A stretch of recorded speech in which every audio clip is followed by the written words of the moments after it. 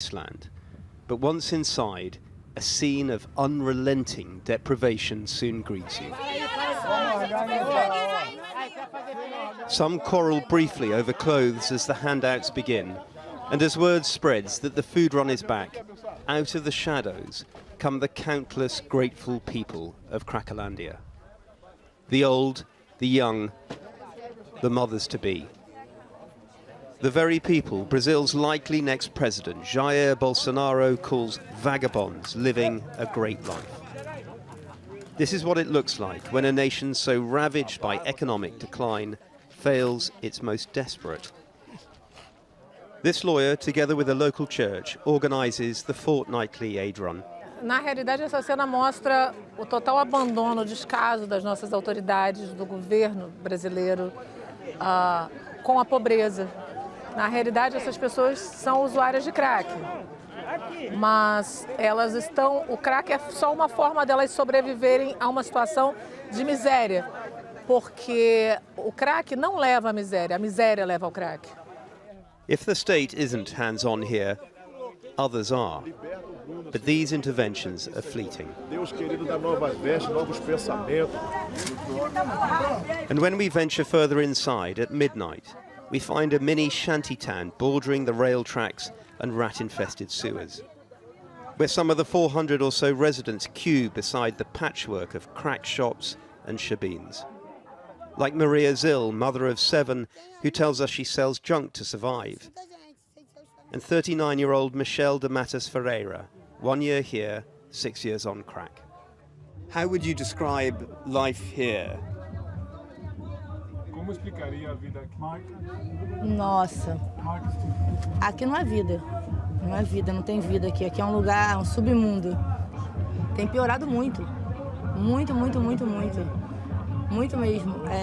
A cada dia que passa tem mais. As pessoas chegam aqui bonitinhas, aí vai, dá um push e vai embora. Daqui a pouco vem, já passa a noite inteira. Daqui a pouco vem, já está ficando aqui direto.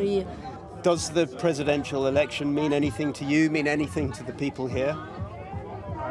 Nada. Well, we've just left Cracolandia, and that was, without question, a profoundly shocking experience to see this group of people almost completely abandoned to their own devices and in turn forming this mad mini-society, all of their own, an almost parallel universe revolving around one thing: crack. If the economy has left these and others even more exposed, most blame the traditional political class. So the outsider, would-be redeemer, Bolsonaro, is riding a wave of political despair. And, like the car owner who's crazy for Jesus, something else. The growing power of Brazil's evangelicals. In Rio's ministry of the all-powerful God, Pastor Vladimir Gomes Amaral leads his committed congregation in a 3-hour service.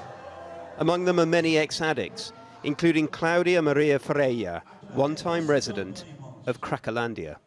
O que é impossível para os homens é possível para Deus. Bolsonaro é um cara que veio, né, para revoluir, para mudar. Eu creio que ele veio mudar, né? Que ele seja um bom presidente, né? Melhor do que os outros. Estamos apostando nisso, né?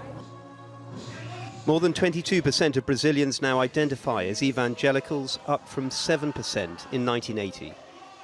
Many, weary of Brazil's corruption and rampant crime, are now embracing Bolsonaro's draconian agenda, however deeply intolerant it is. I'd like to ask you as a Christian how you can support a man like Jair Bolsonaro, who shows such little compassion, seemingly, for the most vulnerable. O amor, ele não passa a mão na cabeça. O amor, ele também repreende. Entendeu? E eu creio que com um pulso firme, alguma coisa vai mudar até para os adictos, os viciados que estão dentro da Cracolândia. Blind faith or informed optimism? In the city of Copacabana, Cracolandia and beyond, Brazil's dramatic political shift is underway.